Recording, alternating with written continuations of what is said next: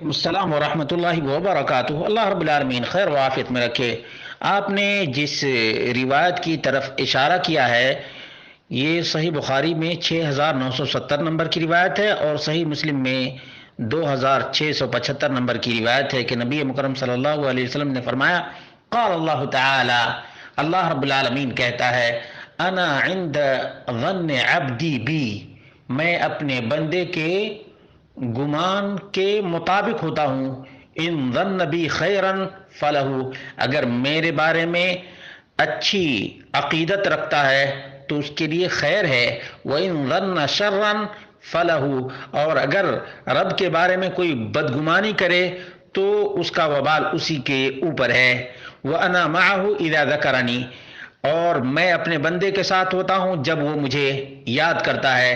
وَأَنَا مَعَهُ إِذَا دَعَانِي، اور میں اپنے بندے کے ساتھ ہوتا ہوں جب وہ مجھ سے دعا، التجا اور فریاد کرتا ہے۔ دعا، التجا اور فریاد کرتا ہے۔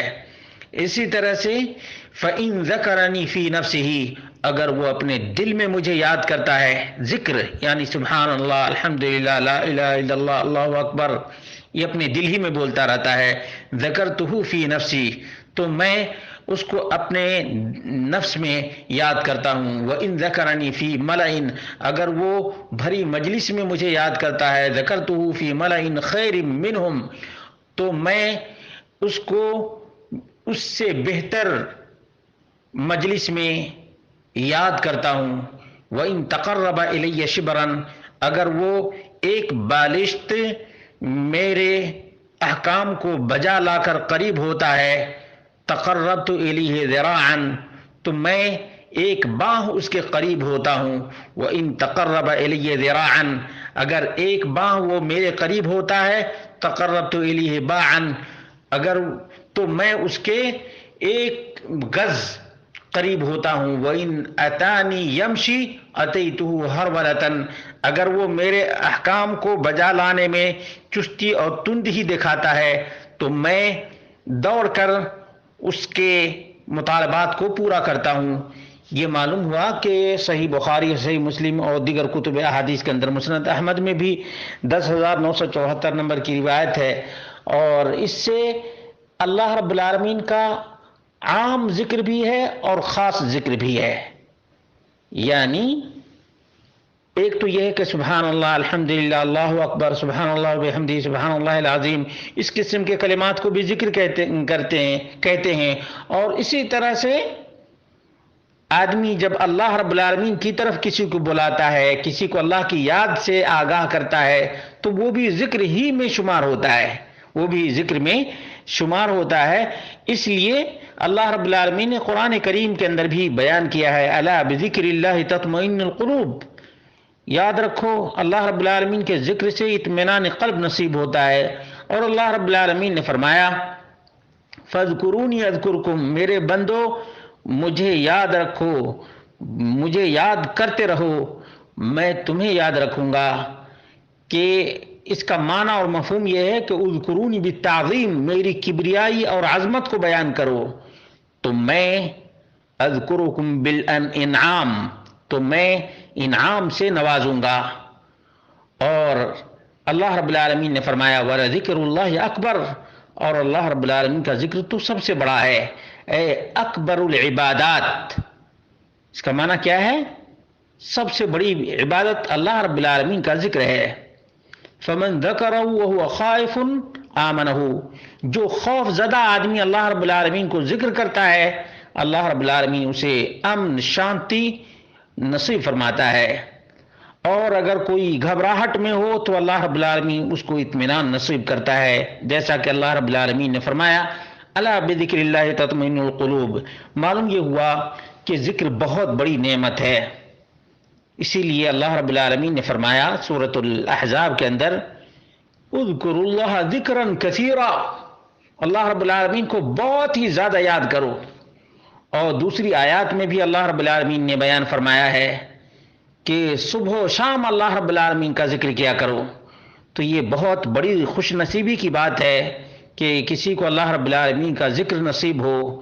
اور رسول مکرم صلی اللہ علیہ وسلم کا فرمان بھی ہے کہ تمہاری زبان ہمیشہ ذکر الہی سے تر رہے.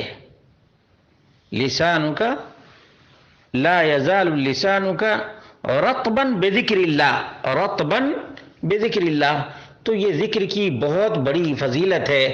اللہ رب العالمین سے ہمیشہ دعا کرتے رہیں، ہمیشہ دعا کرتے رہیں کہ اللہ رب العالمین ہم سب کو اپنا ذکر بکثرت کرنے کی توفیق عطا فرمائے. کیونکہ جب آدمی کو یہ چیز نصیب ہو جاتی ہے تو پھر ادھر ادھر کی باتوں سے نجات پا جاتا ہے، ادھر ادھر کی باتوں سے نجات پا جاتا ہے. اللہ رب العالمین بس یہ موفق لوگوں کو ہی نصیب ہوتا ہے، یعنی ہر ایک کو نصیب نہیں. ورنہ آلتو فالتو باتیں لوگ اپنے بابا کی کہانیاں بناتے ہیں، سناتے ہیں، اور اللہ رب العالمین کے ذکر سے ہی غافل کر دیتے ہیں. یہاں تک کہ ہمارے معاشرے میں آج تو دعا بھی غیر اللہ سے کی جانے لگی ہے. یعنی کوئی مشکل آئے تو یا غوث کہو، لا حول ولا قوت الا باللہ، یا کوئی اور اپنے بابے کا نام لیتا ہے. مومن آدمی ہمیشہ اللہ رب العالمین کا نام لیتا ہے ہر حال میں.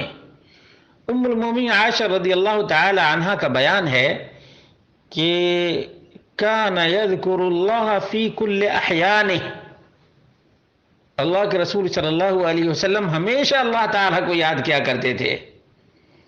ایک اعرابی نبی کریم صلی اللہ علیہ وسلم کے پاس آیا اور اس نے کہا، اللہ کے رسول، اسلام کے احکام تو بہت سے ہیں اور میں بدو آدمی ہوں، تو مجھے کچھ ایسا ذکر بتائیے کہ میں بالکل ہی مطمئن ہو کر کے اور آسانی سے وہ ذکر کر سکوں.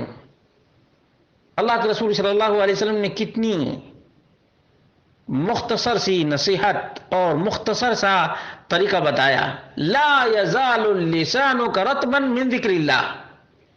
یہ ابن ماجہ کی 3793 نمبر کی روایت ہے، اور مسند احمد میں 17716 نمبر کی روایت ہے. شیخ ناصر الدین الالبانی نے اس کو صحیح قرار دیا ہے. معلوم یہ ہوا کہ اللہ تعالیٰ کا ذکر جس کو نصیب ہو جائے اور جس کو ذکر کرنے کا شوق ہو جائے، یقیناً بڑا ہی خوش نصیب آدمی ہے. اللہ رب العالمین ہم سب کو اپنا ذکر نصیب فرمائے.